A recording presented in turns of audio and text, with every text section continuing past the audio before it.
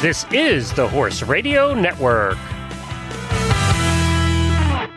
This is episode 216 of Horsemanship Radio, brought to you by HandsOnGloves, the all-in-one revolutionary bathing grooming gloves. Horsemanship Radio is a part of the family of the Horse Radio Network. And today we have Dr. Madison Seamans back. Some of you will remember him, always a progressive veterinarian and makes you laugh too. I love him. He's going to talk about some stem cell therapy developments. That's fun. And then we also have Monty Roberts with Jane Holderness-Roddam. And that's an equestrian group of great accomplishment right there.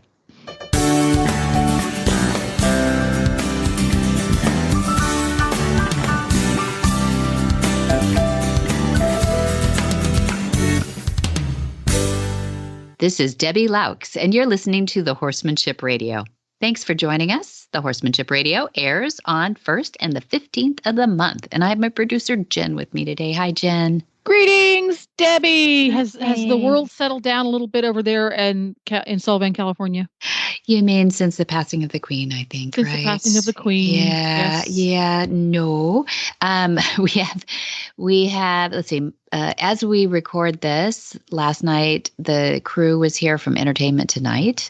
And before that was 2 or 3 interviews yesterday, and literally Mom and Dad got off the airplane and back at midnight on Tuesday night.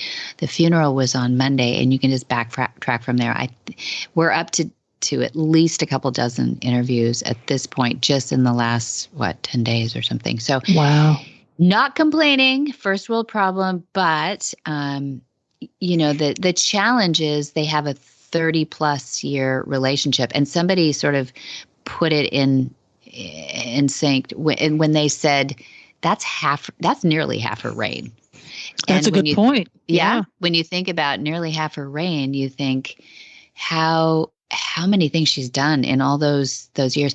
And Dad said, I did a little approximate of how many times I call her per year and he goes over there and trains the horses, blah, blah, blah. And it's about 200 phone calls that she never refused one from him when he called in to do his report and talk to her. And even one was when she was in Northern Ireland meeting with some pretty important people about their troubles. And that one blew him away more than anything, because he didn't mean to pull her out of anything or say anything, but he was surprised when she came on the line. So, because they kind of warned him, she probably won't be able to take this call. So anyway, all of that, I don't think a lot of people knew really how close or how long the relationship had gone on. But I think a lot of horse people will resonate with this one. There was a scene during the procession that a lot of people will remember when there was a gentleman in a bowler cap holding Emma. Emma was the fell pony that the Queen was riding when she passed. I mean, not literally when she passed, but I mean, that was her last pony that she was riding. Do you remember Emma or anything about that? Yeah. Yes. Yeah.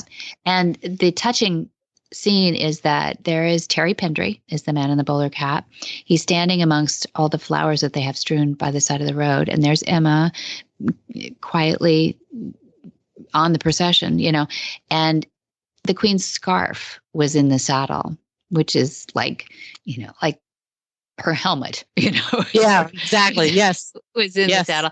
And that was just such a touching scene. And we're getting people, have sent us by the hundreds that scene, whether it's cut from a report, an interview, or even just a snapshot of their TV, when it was on there. And I think that was super touching. Terry Pendry is the gentleman that she would not ride with unless Terry was with her in the last few years. And Dad was able to get him that job because it wasn't in the system to have that job for him, because it's a generational position. And we've talked about it on the show, I know. But to see Terry front and center on that was quite touching and quite wonderful, actually. Yes, we watched the procession on TV, and a number of members of the staff were behind him there, which was lovely that they got to go out and pay tribute. That was, I just thought that was great.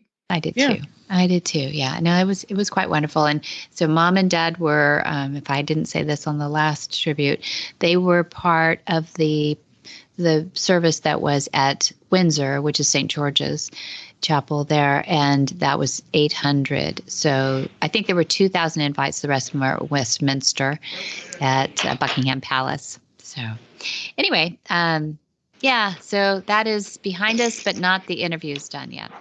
Yeah, well, and it's interesting because I think for quite some time we will be talking about things that the Queen accomplished and things that the Queen had in the works and things that will go forward with that the Queen was interested in and found important. And some of those things were with Monty too. So we're going to be hearing about those things for quite some time to come. So that's one of the things that I think is interesting about one of our guests today is Monty's involvement with the Brooke, one of the Queen's passions. Mm-hmm. And then we're going to get to talk to our first guest, mm-hmm. Jane Holderness-Roddam, who also has a resume about as long as your arm. She was very high up in the ranks of international 3-day eventing early on when the sport was very young. So I'm really curious to hear about what they chat about because they have so many similar acquaintances over there in Europe. So it's going to be a cool, a lot of intersections. It's going to be a cool conversation. Yeah. Well, I'm sitting here today with Jay Michelson of Hands on Gloves. And we were talking today about the horse that has sensitive skin or the animal that has sensitive skin, Jay. And I wanted you to help me address that a little bit. I know you've got some features to your products, but I know you know more about it than I do. So what do you do? What do you say to the owner that has somebody with sensitive skin? Our gloves are made from surgical grade nitrile. So that makes them chemical resistant, mildew resistant, because you can bathe with them too. They're made to get wet. But across the board, there's no latex in them. So it's great for any animal, any people that have latex issues. There's no latex in it. They're just your hands. And if you have a thin-skinned horse or dog, they're cats, other animals. There are many animals that don't like to be touched in certain areas. But having the gloves on, it's just your hands. You get immediate feedback if you get to an area of that animal that is sensitive. And you can apply less pressure in those areas, and you can apply more pressure in the other areas. We have professional grooms that work from us. They groom for Olympians across the board, and these guys are phenomenal. And they did a study on mainly thoroughbreds, thin-skinned thoroughbreds, mm-hmm. and they found out that most people are grooming too light. Oh, interesting. They're tickling the horses, and went in and applied just a little more pressure, and the horses loved it. And so that's kind of some of our experience with it. We have all kinds of animals and experience with that. I think you can throw these in the wash machine. Am I right? You can. Next time you bathe your animals with them, use the gloves. A little bit of soap suds up all the way. And what we do after we bathe our animals with them, we rinse them off, hang them out to dry, and they go back to new. You can throw them in the washing machine. Just don't put them in the dryer. And just throw them in the washing machine, hang them out to dry, and they go back to new. Well, Jay, how do people find out about you? HandsOnGloves.com. Monty Roberts was named Global Ambassador of the Brooke in March of 2015 and was named Horse and Hound Magazine's top 50 horsemen of all time. Jane Holderness-Roddam has a lifelong passion for horses. She was the first British woman to ride in the Olympic 3-day event team in Mexico in 1968, winning team gold. Jane also won badminton twice, 1968 and 78, and Burghley once, 1976. Over the years, Jane has been recognized for her important role in the sport, including Lieutenant of the Royal Victorian Order, LVO, Commander of the Order of the British Empire, the CBE, Commander of the Victorian Order, CVO, and the BHS Queen's Award for Equestrianism in 2009. Jane also served as lady-in-waiting for the Princess Royal for over 30 years. Jane first joined Brooke as a trustee in 2003, serving for 8 years before becoming an ambassador for the charity in 2022. Whilst a Brooke trustee, she has visited several of their overseas programs, including India and Senegal, to see firsthand the welfare conditions facing horses, donkeys, and mules, and how Brooke has been providing assistance to them.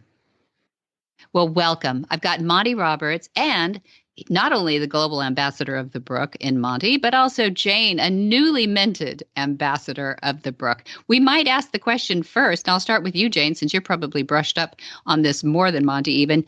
What is the Brooke, after all? Well, it's a charity that looks after working horses, donkeys, and mules throughout the world, really. And it also aims very much to not only help the animals, but the communities in which those animals work and live. Right. And I know that Dad has worked internationally around, he'd gone to India with the Brooke, which was really fascinating and eye-opening, right, Dad? Oh, it was indeed, yeah. Yeah. And the Queen, of course, sent him off to demonstrate concepts, so he was able to do 41 countries. How much have you done outside of Britain, Jane? Have you been able to work with horses outside of the UK? With Brooke, only I've been to 2 countries, which was Senegal and to India a couple of years ago, where I also saw all the donkeys, mules working, particularly in the brick kilns, which was a really hard environment for them. Yeah, and your impressions of how the Brooke is doing there? I think it was spectacular, actually, that the difference you could see of where they had just started on projects, and we were able to see somewhere that had been working for a couple of years, and the difference in the understanding, I think, of how an animal works, because I think that was what was so extraordinary when I first went there, was that it just was a way of life that had been going on for hundreds and hundreds of years. And because they were so remote in these places, they just didn't seem to have seen any different way of doing it. And that seemed extraordinary when you think about it, because we've all seen things on the television or in the newspapers or just other people doing things, but they'd never experienced anything different. And they just carried on in the same old way they'd done for generations. My goodness. That sounds like a lot of your experiences too, right, Dad? Yeah, it's very similar to what I would have said. She said it better, I think, but it's about the way I found it too. Mm-hmm. Yeah, it's a lot of heavy work. Yeah, it's heavy work. And I know that we read in your bio that you've been working with the Brooke now since 2003. What elevated you to go to the board of the Brooke? Well, it was the sort of situation where they invite you. Somebody must have put my name up, I suppose, and I got invited. Previous to that, I'd been working with World Horse Welfare, which was a slightly similar charity, but was less involved in the communities that looked after all these animals. It used to go out and give direct help, whereas the Brooke is actually involved in helping the communities to understand how to look after their animals and helping them to do that, basically. Mm-hmm. Yeah, so I have 2 people on the line in both of you that have, I think, proven out the fact that their love for horses goes beyond their competitive edge in horsemanship.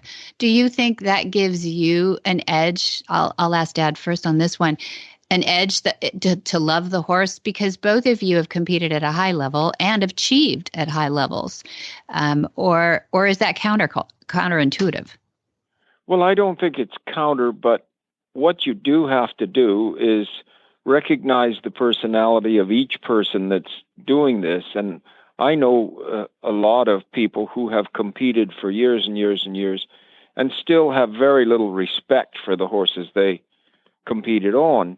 And then I know people who have competed the same or even less who have great respect for the horses they competed on. Mm-hmm. And so it's a personal thing, and I think you have to be prepared under the brain to love your horses before you work to change their life for the better.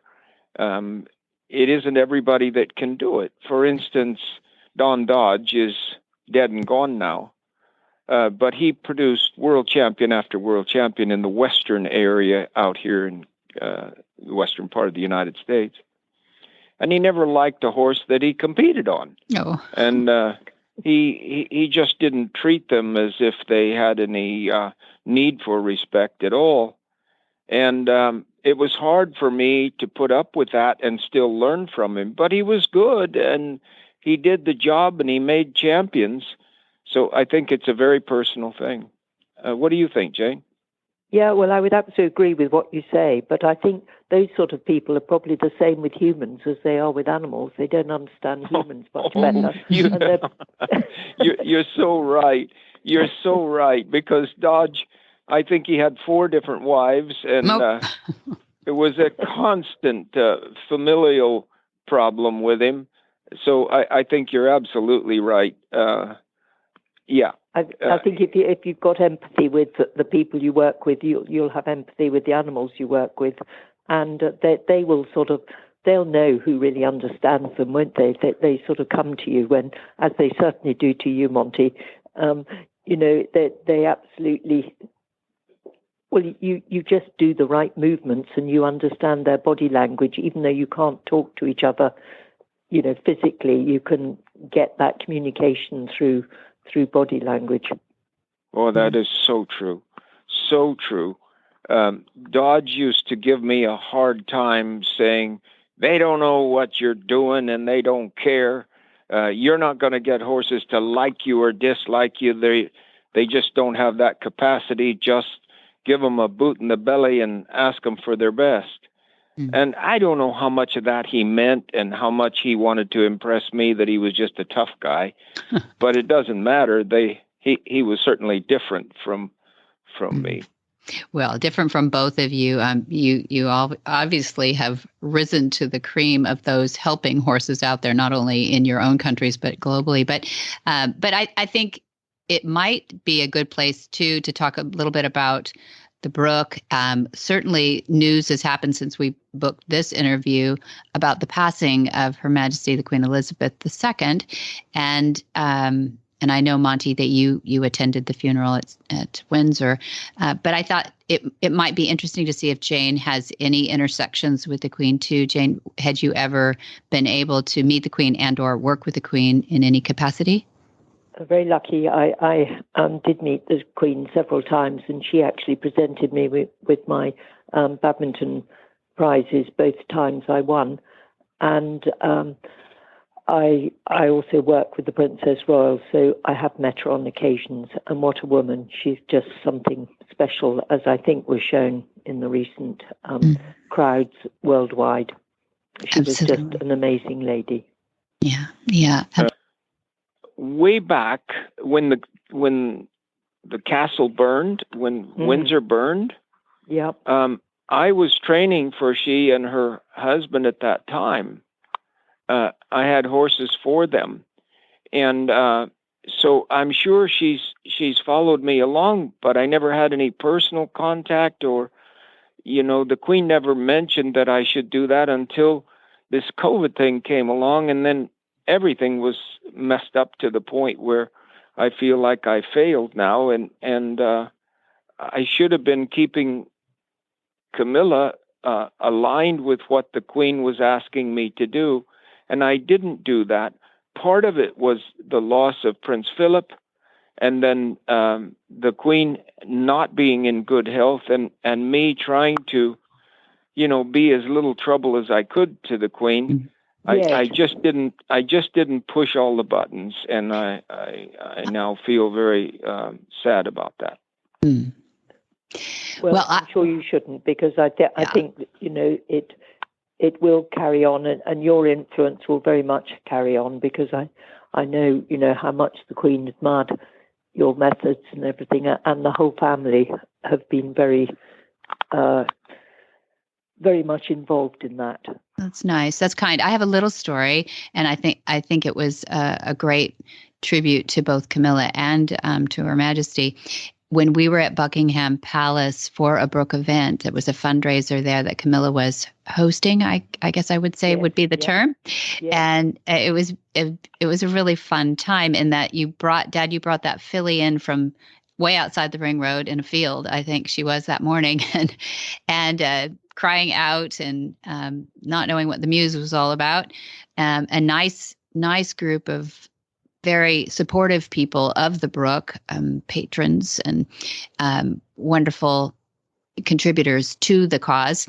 And we met several of them at a tea right after. But I like to tell the part where the Queen wasn't necessarily expected to come. Definitely Queen Consort, not at the time, but Camilla was supposed to be there and hosting. And when the Queen came in, the energy just rose in the room. It was in the Muse. It was wonderful.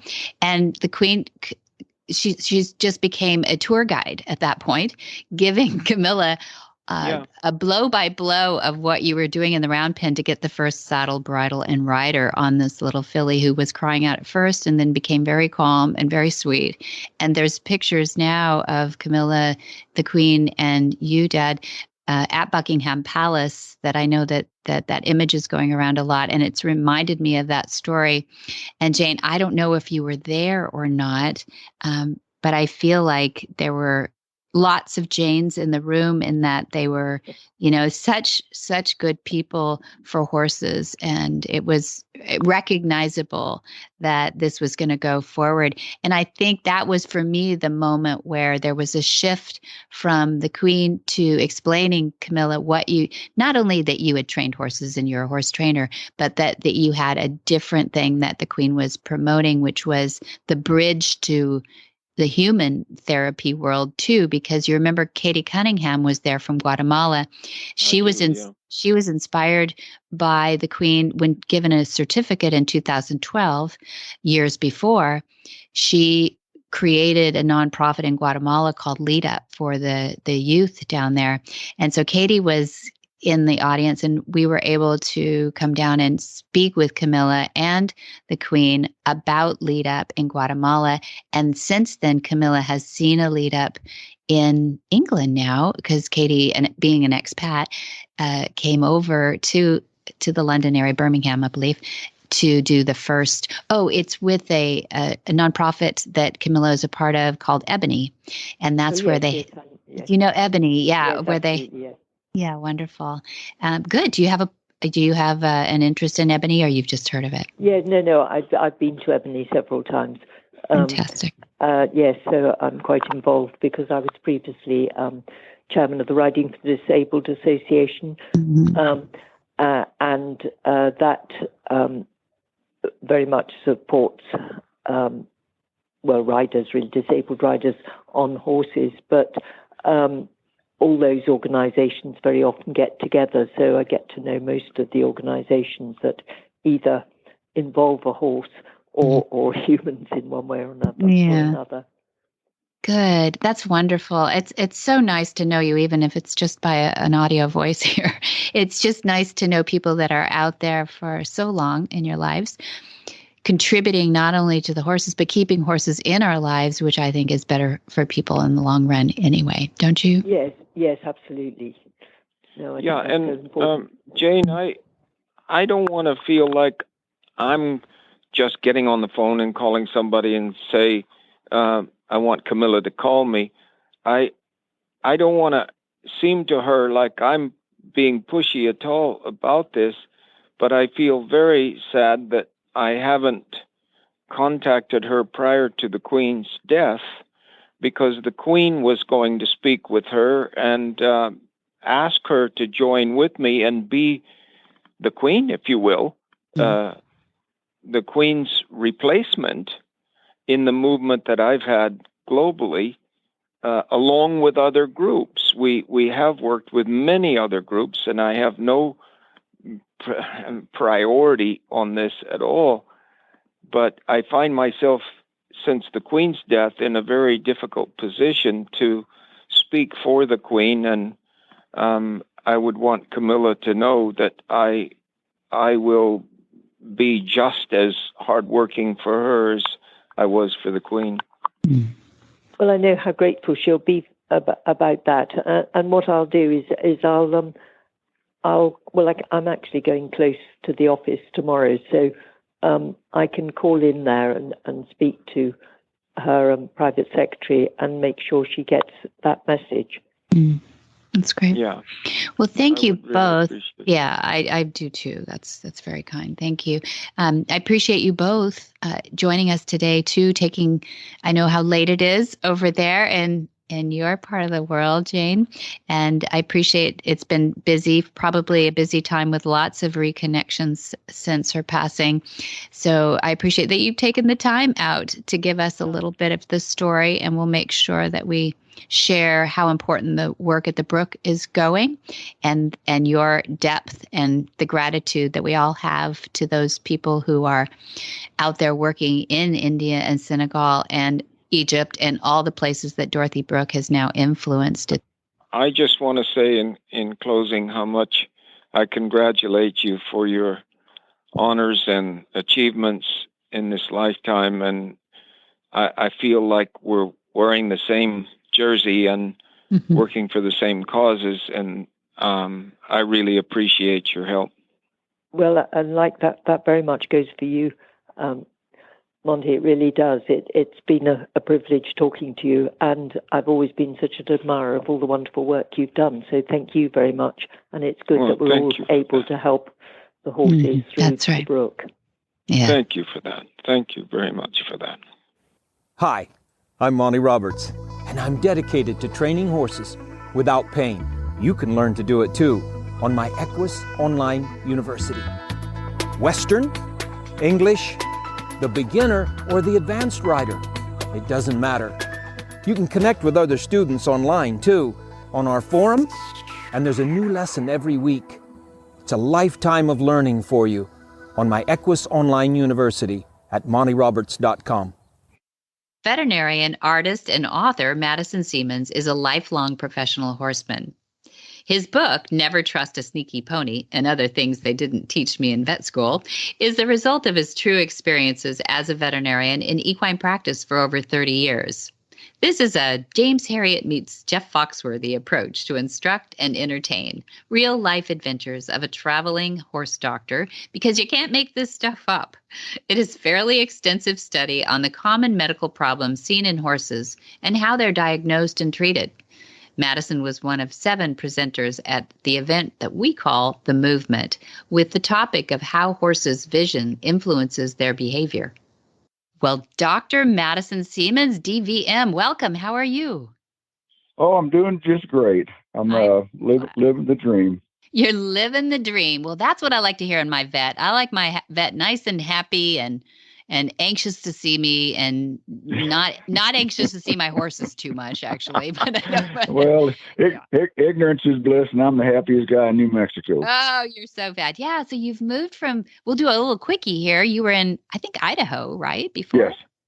Yes. And you've moved to New Mexico, and you're living the dream because what are the ingredients there in New Mexico that drew you there? Headed you home. I spent my high school years here a long time ago, and I've always wanted to come back. And so I just, had some opportunities to come back to my old stomping ground and still practicing medicine and enjoying life and riding my horses. And we just got back from South Dakota riding up there at Mount Rushmore, which was just a phenomenal ride. Beautiful. And at the Black Hills. How many people got to go up to the Black Hills with you? We went with just a couple of old friends of ours, and there was another group that we rode. We kind of camped with, but sort of rode separately. But if you've never been to Mount Rushmore, it's an incredible place. But the beautiful part about the way we saw it was we got to see it from the back of a horse. Yeah. And so the way the trail goes for the horses is you don't see the visitor center and the tour buses in the asphalt. You just go up this trail, and all of a sudden, there's the monument, and all you see is pine trees and monument. It was a once in a lifetime opportunity. We just loved it. That's not, and I hope it's not a once in a lifetime, but it sounds like a really cool thing, bucket list to do for sure. Oh, absolutely. Yeah. And so you're near Ruidoso, I think you had told me. Yeah. And just north of Ruidoso, about 20 minutes, a little town called Capitan. It's home of Smokey the Bear. No way. Is that right? Well, it's good to hear your voice. My gosh, we haven't even done a face-to-face, I think, since you were here for the movement a few years ago. It was so fun to have you. Very, very interesting dynamics because it was COVID time. And you were like, bugger that, I'm coming down, which was great. I'm glad. We had a great time with you and your dad, and I wish I lived closer. I think we could have a lot of fun together. Oh, no kidding. No kidding, Dr. Seamans. It's really fun. And it was fun to have Jamie Jennings here, host of the Horses in the Morning show, and she still jokes about that live streaming thing because it was really just a handful of us around here. And it was live streaming, so we put it on Horse and Country TV because it was COVID, so we couldn't have it live. And later on, when Jamie was thinking about leaning over that horse, it was a mounting block lesson that she was giving, leaning over the horse and nothing but her breeches showing.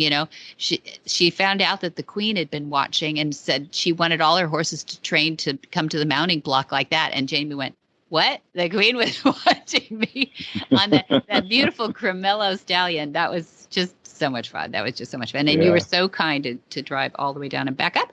But I wanted to have you on today too, because I heard there's a wonderful publisher called Trafalgar, and Trafalgar has been important in our lives too, a book publishing company, because they really do capture the horse world and a lot of the animal world in their books. And your book, Never Trust a Sneaky Pony, and other things they didn't teach me in vet school, I love that, is going international now. So are they going to be rebranding it? It's going to look the same, or what happens? This is kind of Sneaky Pony 2.0. I had self-published for a while, and I finally found an agent that took a chance on me, and Trafalgar took a big chance on me, and I just hope I don't embarrass them too much, but it looks like we're gonna get that thing launched. And so what I did was I wrote some more stories. I did several of the illustrations. I did the cover art, and so it's a whole new version of the original. And there's several hundred of the first out there internationally. But I think this is going to take off. You can pre-order it now at Amazon, but we probably won't be out. It's at the designers right now, and it should go to print here in another week or 10 days, and it should be available for a Christmas time release. And it's, again, that you can pre-order it on Amazon. Perfect. Okay. And Never Trust a Sneaky Pony. And that's by Dr. Madison Seamans. So yeah, everybody should see that. It's really funny. And you've got a beautiful new, I was just looking at your Facebook page. You're such an artist too. Beautiful Palomino. And people should go see your Facebook page too. The reason I wanted to have you on today, though, too, is you had mentioned, you just sent me notes saying that there's some developments possibly in some stem cell therapy. And I always lean in on that because this to me is a direction that, we probably haven't gone to the end of the hallway yet in what it can do for us. But tell me what you've found out.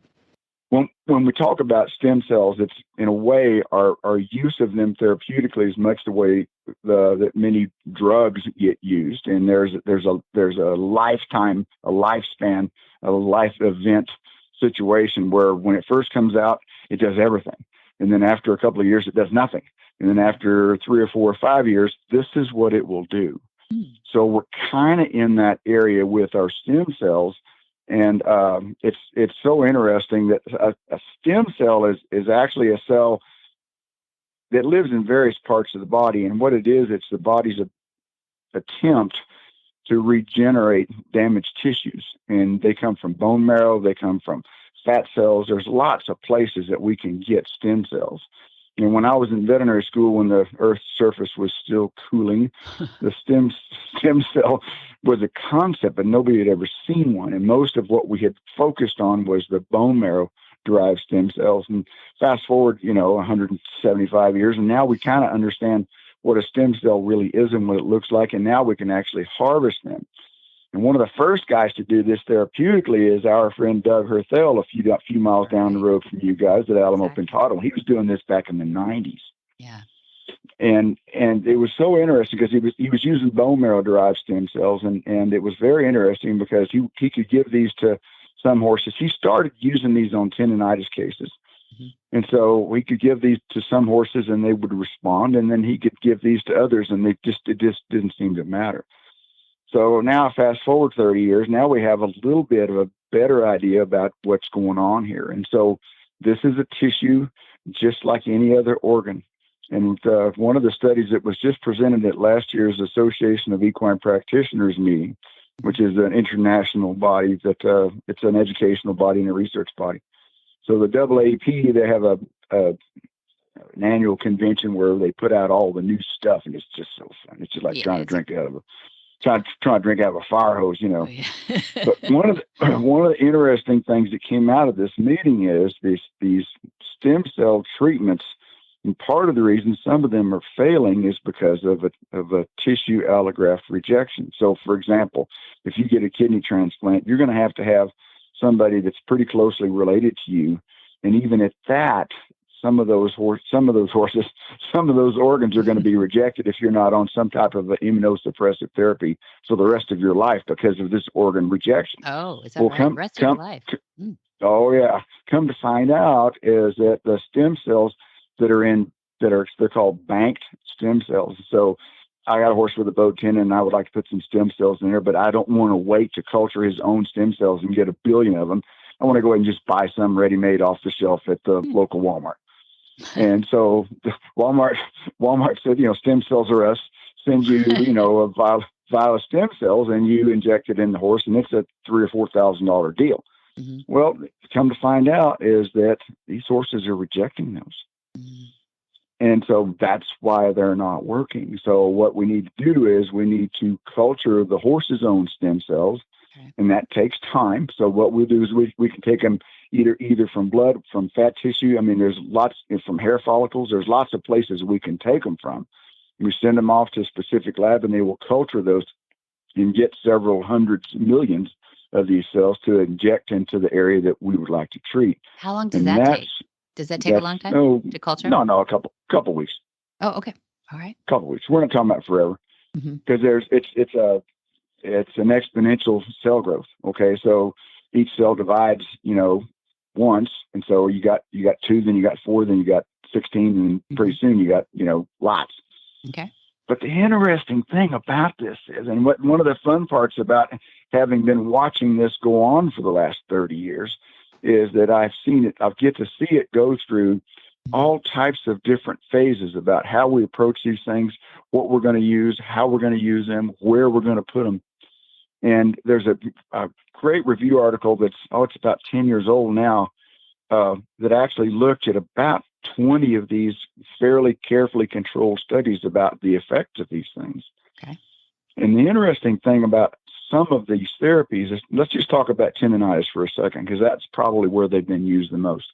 So suspensory ligament damage, deep flexor, superficial flexor tendon, these are the injuries that are going to be responsible for probably the most common cause of early retirement in any discipline. Equine athletes is because of soft tissue injuries below the knee or the hock. Yeah. So that's where they're going to be found mostly to be used in the most of the time.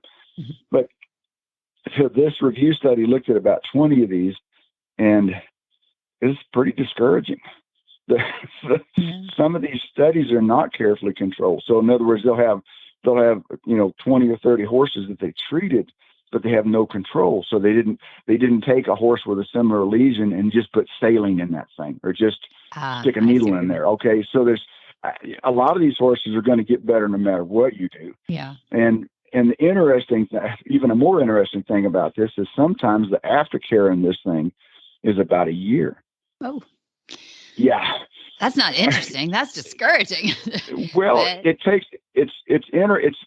when we look at the physiology of these soft tissue structures, okay, the collagen fibers that make up a tendon or a ligament get replaced by the body at about a 9-month rotation. And so 4.5 months ago, the collagen fiber that was in this horse's deep flexor tendon were not there. These are brand new.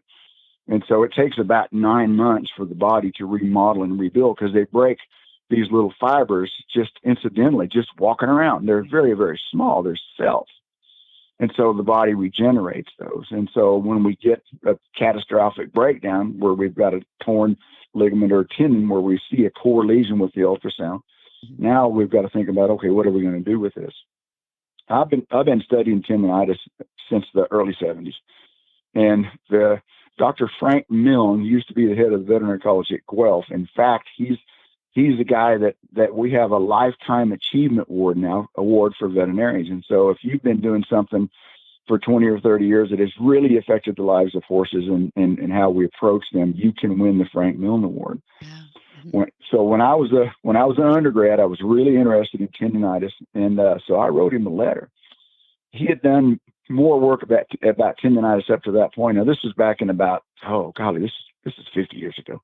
And what we were doing for tendonitis in those days is we were pin firing these horses. Yes. So they would take a red hot iron that kind of looked like an old soldering gun, and they would burn holes in the back of this horse's leg. Mm-hmm. And the concept was, we're going to take a chronic debilitating process and turn it into an acute inflammatory process and help healing. Well, it doesn't. And I wished I'd have saved that letter. There's so many things that have just gone away. I wished I'd have saved that letter, because here's this guy. He's the head of one of the biggest veterinary colleges in the world. He's done more work on tendonitis than anybody alive. And here's this punky little undergrad from Texas A&M writes him a letter, a handwritten letter with a ballpoint pen, says, "What do you think about this?" And he takes the time to write me back. Nice. And his research showed that pin firing these horses, they call this counter irritation. Yeah. Pin firing these horses this is his quote, "It makes the leg look so bad that the people will leave him alone for a year, and that's what they should have done in the first place." There was the reasoning. Oh, that is hilarious. I never knew why they did that stuff. I mean, in theory, I suppose one day in a lab, it kind of sounded okay. But I mean, you know what, Dr. Seamans, I still see pin firing on some OTTBs. I see the little residuals, and they're still doing this out there. They're still doing it. That's because Dr. Jones did, because that's because Dr. Smith did that. I guess that's the good old days and bad old days. And so now you're finding these stem cells. Here's what I don't understand enough about stem cells is, do you just inject them in there and the body doesn't absorb them? What is the process? Maybe you can help us with that. Oh, that is such a great question. And that segues into my next topic about why we should not use these things.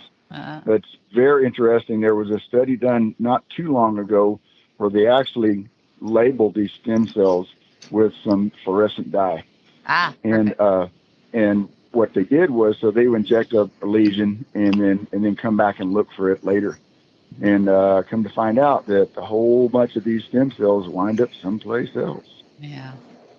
So you can put them in a core lesion, in other words, an area that's damaged in a tendon or a ligament, but that doesn't necessarily mean they're going to stay there.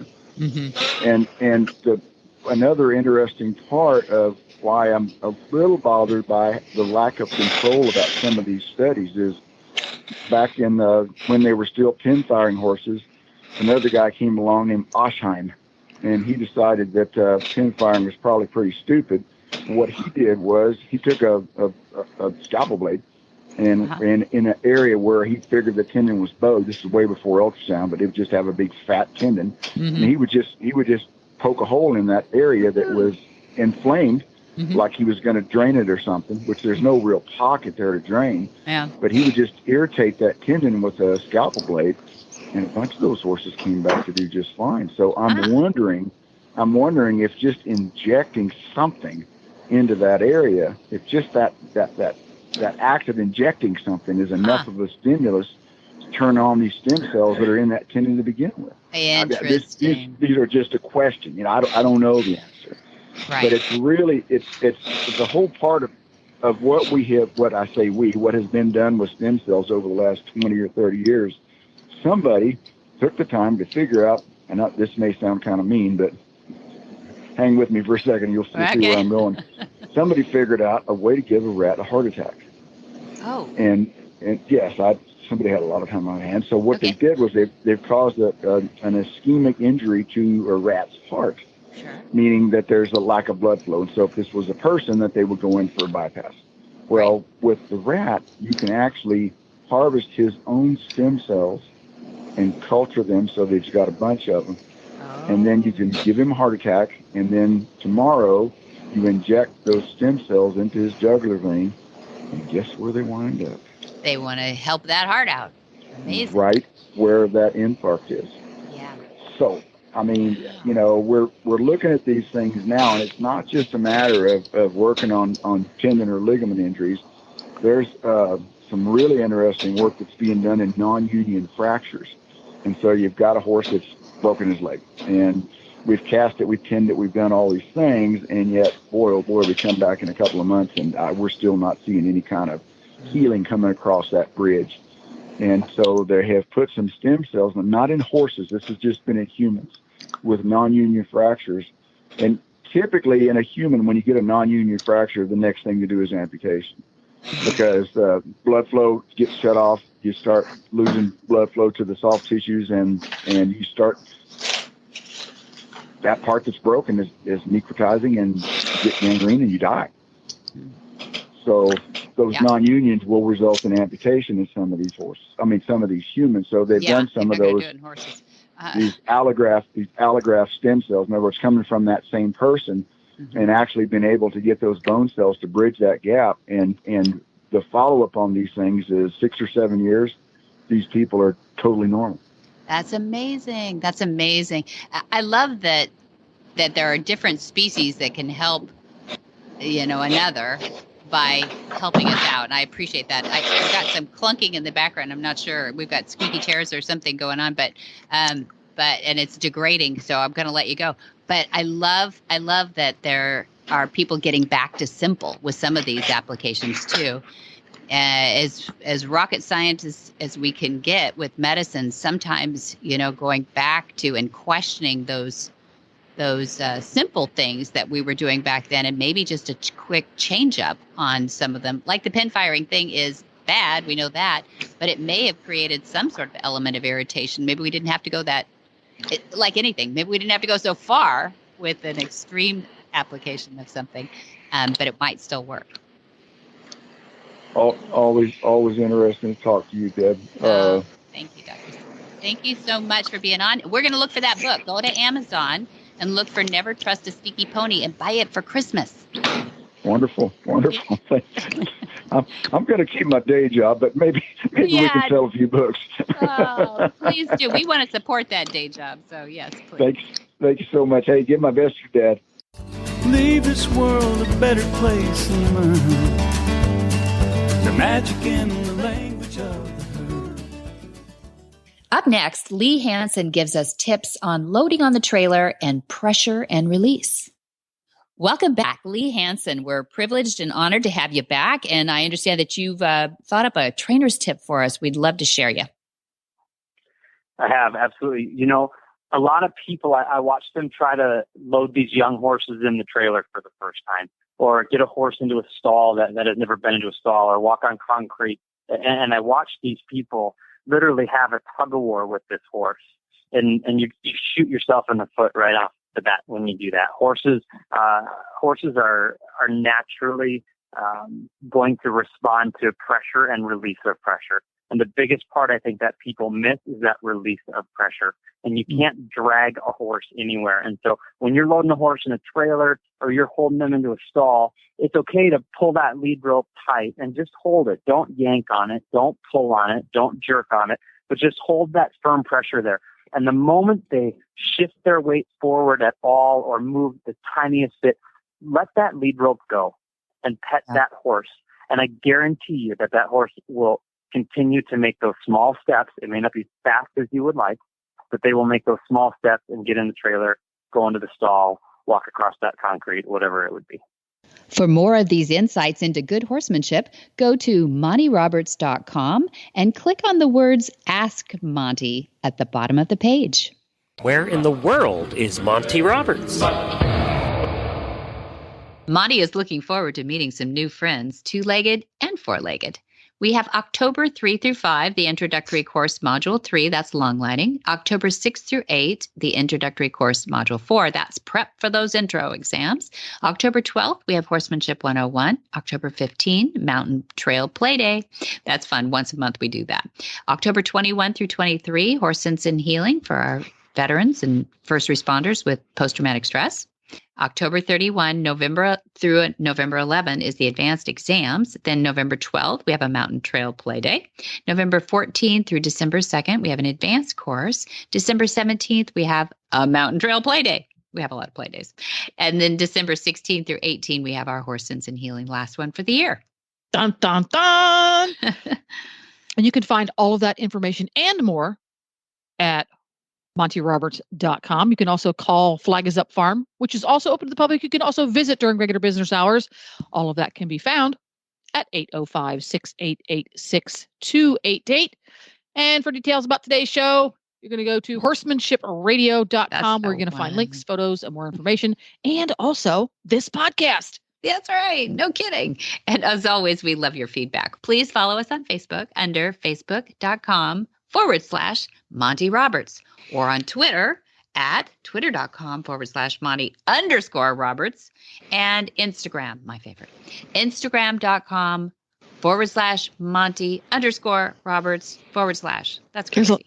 There's a lot of slashes going on there. And many, many thanks to our sponsors, Hands On Gloves, handiest doggone grooming tool you're ever going to find for your dogs, cats, llamas, whatever you've got. If it's a furry creature, it's going to love being scrubbed with a hands-on glove. And by the way, did you know that you can use a hands-on glove to fluff up your wool saddle pad? Oh, that's a great idea. Hello? No, I've cleaned my saddle pads with it, but to fluff up a wool one, I guess I was thinking I had the felt one that I was doing the other day. See, the felt one, you're right. And I don't use felt ones being an English writer. But I have one that's made of sheepskin. So it's the fluffy sheep's wool. And they want to get matted. They need to be fluffed up regularly. Mm-hmm. And you can use your hands-on gloves to do that. So just another use. Smart. Okay. And our other sponsor too is MontyRobertsUniversity.com, because we love that. We do that every week. We have a new lesson added to that.